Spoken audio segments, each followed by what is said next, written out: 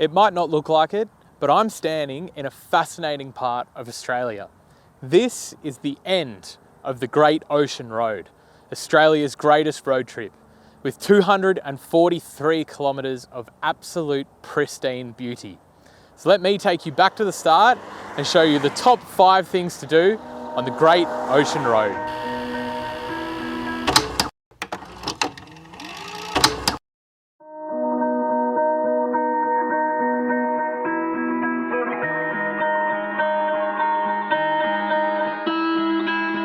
Number 5, Memorial Arch. The Memorial Arch is the symbolic start of the Great Ocean Road and a place to get that iconic photo as you start this epic road trip. It's got a compelling history as well. About 3,200 soldiers after World War I were put in charge of building the Great Ocean Road. They put this archway here as well to honour those that they lost in the war, and it actually makes the Great Ocean Road the longest war memorial in the world. Number 4, the towns. The Great Ocean Road is filled with many beautiful little seaside towns which give you a chance to soak up the vibe of what the Great Ocean Road is all about. Some of my favourite towns along the Great Ocean Road include Torquay, right at the start of the surf coast with a beautiful view over Port Phillip Bay. Kennet River is another fascinating and beautiful little town. It's got a number of amenities there, including a beautiful little cafe, but it's also home to a notorious spot where you're bound to see some local wild koalas, as well as some bird life and other things. And Port Campbell, right towards the end of the Great Ocean Road, is your gateway to the limestone coast with some beautiful walking trails and an epic beach. Number 3, the Otways. When travelling to the Great Ocean Road, visiting a rainforest may not be the first thing that springs to your mind, but the Otways is an epic part of this incredible road trip.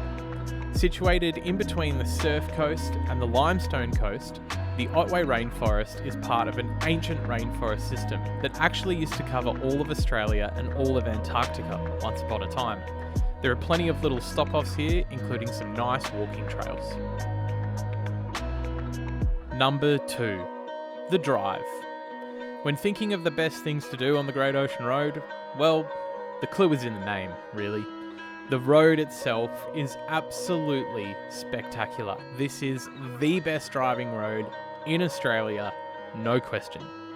The road snakes around and hugs the coastline, and as you go around every corner and every bend, there's a view more beautiful than the last waiting for you to soak up and enjoy. There are these little lookouts where you can turn off all throughout the road. Make sure you do that. Take it slow, cruise around, and just soak up this epic place, get your photos, and breathe in that beautiful salty air along the Great Ocean Road. Number 1, Port Campbell National Park.